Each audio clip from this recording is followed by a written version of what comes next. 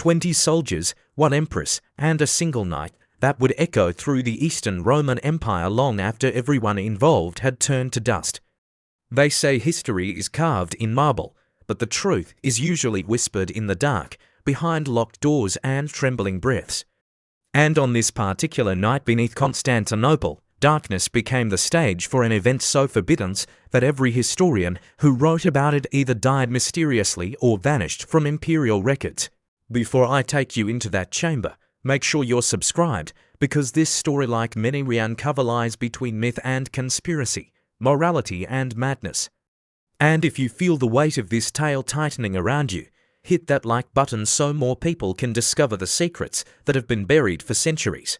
Her name was Livia Drusilla, Empress of the Eastern Roman Empire, a woman whose life had been sculpted into the image of perfection.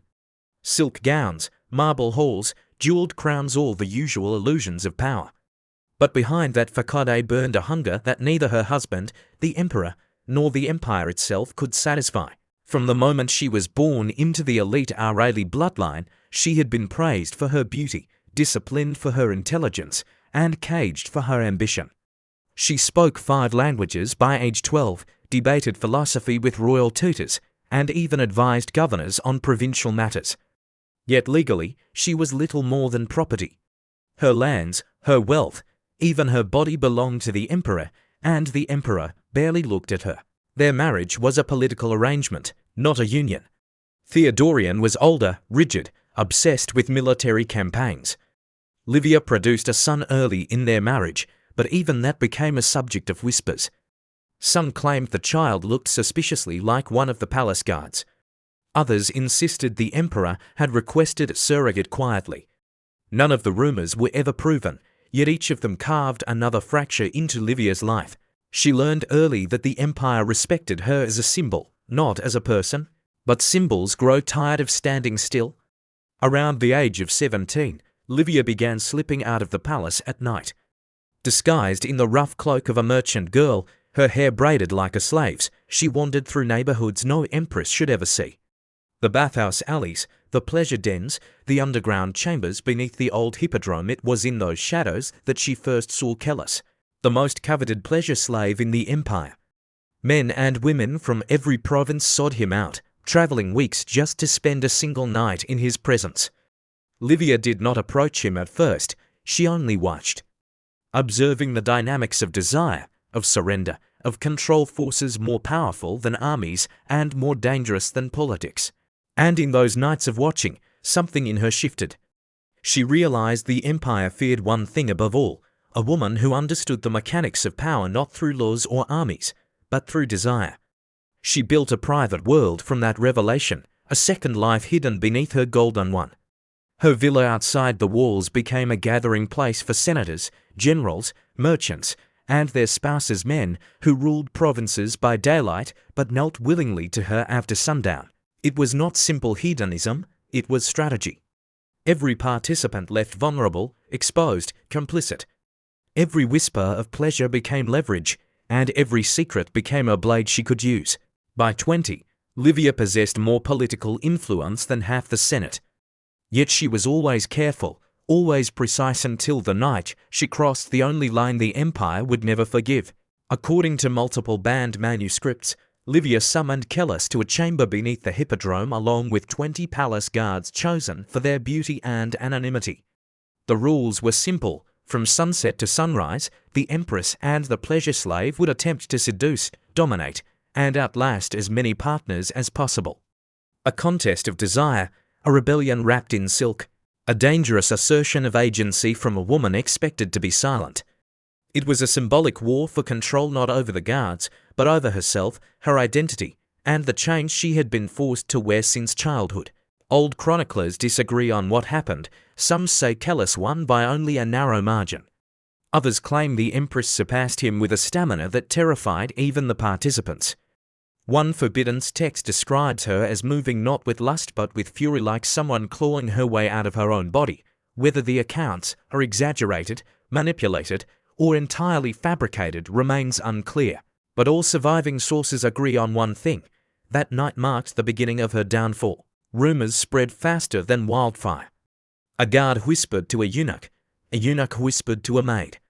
And eventually the rumors reached the ears of two powerful men, Asterius, the emperor's legal advisor, and Ptolemos, commander of the palace guard. They had long suspected Livia was more dangerous than she appeared. Her influence, her gatherings, her subtle manipulation of political figures, it terrified them.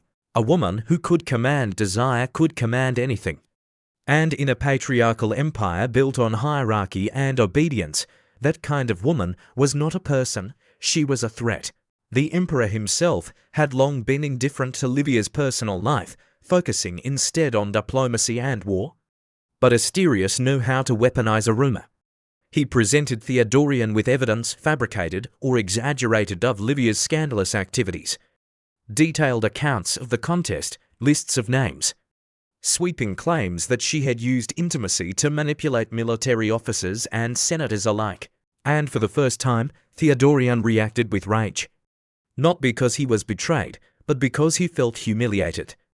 A man who could conquer kingdoms could not tolerate the idea that his own wife possessed a power he could not control. He ordered her execution that same night. Livia was seized still wearing her ceremonial robes from the festival of Artemis. She was taken to the gardens she had funded with her own wealth of final cruelty. They handed her a dagger, demanding she take her own life to preserve dignity. But the woman who once commanded rooms full of influential men found herself suddenly powerless.